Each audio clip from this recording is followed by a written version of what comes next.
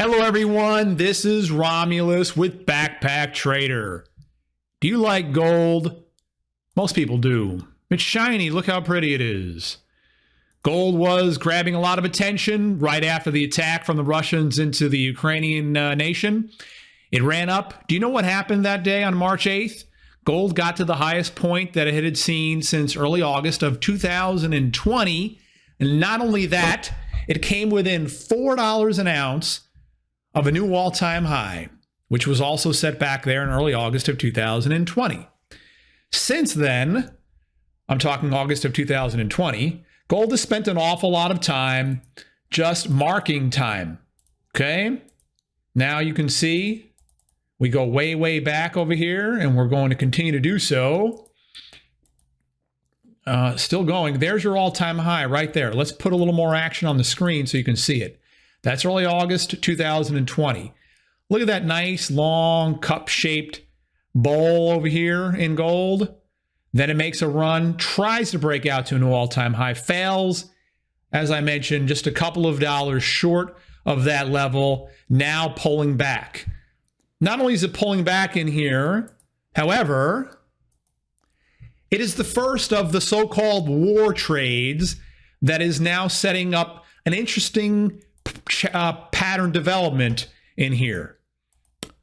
I know this war has been terrible, breaking lives apart, breaking our hearts. Let's just keep praying, everybody. But onto the trading action. You can see here it runs up, nice swing high in there, pulls back in here. That's the first swing low right here. Rallies a bit, but now it sets a new low, a little below that point of the middle of March. If you look at oil, which was also spiked up in here recently, right there, you see the high price of oil from early March, again, into the attack. That hasn't broken the lows of the middle of March. Again, they both kind of fell into that area, but gold is the first major war trade to give up a lot of those gains and then set a new lower low. Does that mean that all is right in the world, that peace will be coming to Ukraine via some type of an agreement? I mean, it says right here, headline that came out shortly ago, Russia says it will scale back near Kiev as talks progress. If there is a peace agreement coming in the very near future, as it stands, it will only mean more violence to come within a year, 2 years, or 3 years, or less. Because the murdering Putin is still in power, and as long as that is the case, well, that will be a continuation of problems. In the meantime, we have this very pretty situation in gold that isn't so pretty when it comes to the charts. Oil, also the war trade, undoing a lot of that big old run in here. There was a support area that it hit a couple of weeks ago, bounced off of there. Next time it comes to it, it may just stop there, but odds are that it could come through it again. Really looks to me like oil should be coming back into the mid-80s or so, $86, $87 a barrel at some point over the next 3 to 4 weeks. This shouldn't be something that happens right away. Okay, now, S&P 500 was rocking and even rolling earlier today on that news. I would just caution everybody to trade on these news events when it comes to peace. Okay, there will be no real lasting peace in that area as long as Putin is alive and still in power. Okay, as long as he's still running the show, there will be no real peace.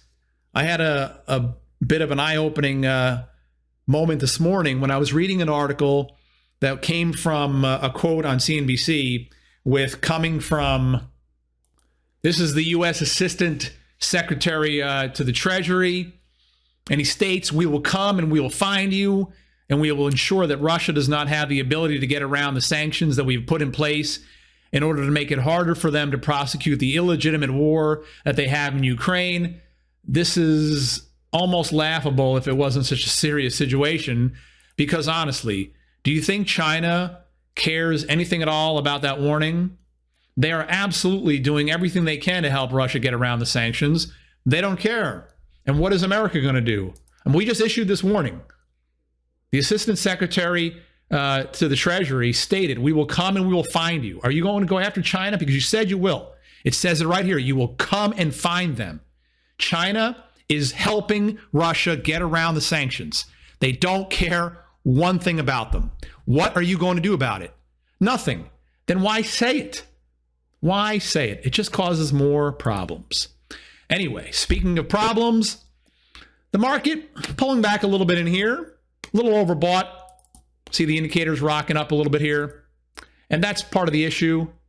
This is a good launch, though. Should have enough momentum built up to take it for a couple more weeks.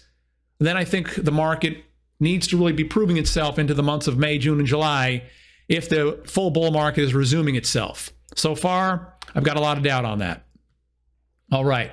Last week, I brought you a quick look on Costco. It was down in here. I bought it at 552 a couple of weeks ago. So it hits looks like a new all-time high, 571. Let's check. 571.41. Yeah, oh, missed it by 20 cents. Missed it by 25 cents, an all-time high. The problem, though, is a lack of volume. Okay, stocks break out. You want to see volume confirming the breakout. They don't need the excessive volume on the downside, but certainly on the upside, you definitely need to see very big, strong volume. So far, that isn't the case. So I'm going to keep a short leash on this one. I'm now placing a stop loss on this. Again, I bought it at 552. I'm going to be placing a stop loss in this one somewhere above my purchase price to kind of guarantee a win on this trade. Because again, if it's going to break out, it needs that volume. See how it does. It doesn't have to have it that exact day, but within a day or two of a breakout, you want to see volume starting to come in.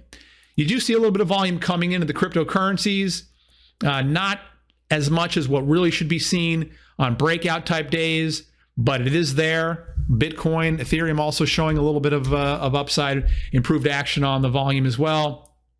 That's been lacking in the cryptocurrencies up until really just a month or two ago for quite some time. But again, this is a risk-on environment of recent note, and it could just be a correlated trade to the upside with the S&P 500. Again, the S&P moved up about 10% or so, maybe even a little more from these lows of only a few weeks ago. If it drops 5 or 10% over the next 3 to 4 months, I would certainly doubt very, very highly that Bitcoin would still be hovering anywhere near these current levels. As a matter of fact, if the S&P were to drop 5 or 10% from current prices, it's highly likely that Bitcoin would be falling right back down in here into the higher mid-30s by the same token. All right, fantastic. So I appreciate everybody watching. Do me a favor. After sharing a little bit of stock ideas and information with you, hopefully you can share something for me. Hit that little like button on the screen right there. And we have a link to our Discord. If you'd like to come in, I can show you what's going on over there real quick. Here it is. A lot of great action in our Discord from some excellent traders around the world. We'd love to have you as well. Just go ahead and click on the link right there and get on in. We would love to have you. In the meantime, this is your old buddy Romulus, and I will see you tomorrow. Thanks for watching.